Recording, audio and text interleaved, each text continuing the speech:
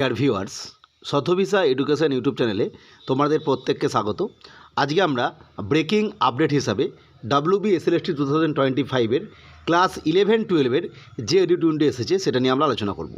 মূলত বলে রাখা ভালো প্রথমেই, যেটা কিন্তু অনলি 11-12-এর যে ক্যান্ডিডেট যারা অ্যাপ্লাই করেছিলেন যে সাবজেক্টের উপরে, সেটার জন্য এডিট উইন্ডো কাদের করতে হচ্ছে, অফিসিয়াল নোটিফিকেশন তো আমরা দেখেছিলাম। এবার আমরা এডিট শুরু হয়ে যাওয়ার পর এক্ষেত্রে কাদের করতে হচ্ছে, কাদের করতে হবে না, কিভাবে এডিট করা হবে, এবং অবশ্যই ওবিসি, এসসি, এসটি, পিএইচ এবং সম্পূর্ণভাবে ইডাব্লিউএস ক্যাটাগরি যারা এই মুহূর্তে ওবিসি ছিলেন, ইডাব্লিউএস আছেন আর কি, এই সংক্রান্ত বিষয়ে ডিটেলস তথ্য আমরা আলোচনা করব। অর্থাৎ ইডাব্লিউএসের জন্য কী সুযোগ থাকছে সেই বিষয়টা আলোচনা করব।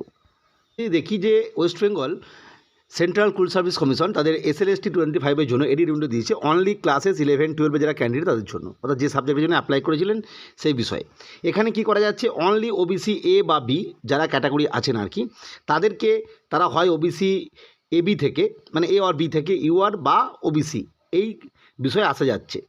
এবার বিষয়টা হচ্ছে, যদি আপনি ওবিসি এ বা বি থেকে থাকেন এবং বর্তমানে ওবিসি যে 66 কমিউনিটির কথা বলা হচ্ছে, মানে যাদেরকে ওবিসিতে মান্যতা দেওয়া হয়েছে আর কি, পূর্বের যে ওবিসি লিস্ট 11 সালের আগে সেন্ট্রাল যে লিস্ট, তাদের যে সেই অনুযায়ী সার্টিফিকেট আছে, তারা কিন্তু সেটাকে ওবিসি চয়েস করতে পারছেন। এবং অবশ্যই ড্রপডাউন বক্স থেকে আমি বলেছিলাম যে 66টি কমিউনিটির নাম রয়েছে, সেখান থেকে আপনি আপনার সাবকাস্ট চয়েস করতে পারছেন।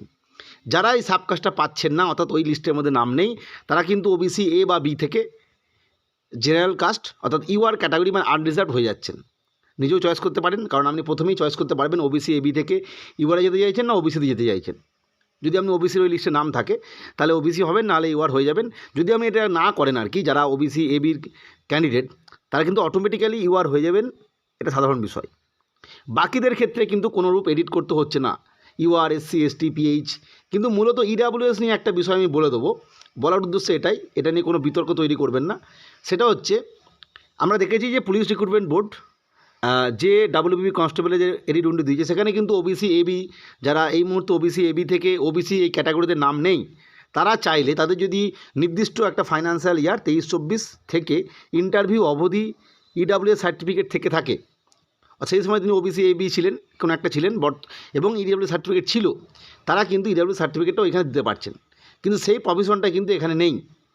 যদি কারুর ওবিসি এবি সার্টিফিকেট ছিল সেই সময় এবং তার সঙ্গে সঙ্গে ইডাব্লিউ সার্টিফিকেটও আছে, সেক্ষেত্রে আপনারা চাইলে আপনারা কিন্তু স্কুল সার্ভিস কমিশনের কাছে সরাসরি হার্ড কপি দিয়ে, মেল করলে তো অনেক দেরি হবে, সরাসরি গিয়ে অফিসে যোগাযোগ করতে পারেন যে আপনাদের যদি এই বিষয়ে সুযোগ দেয় এই বিষয়টা।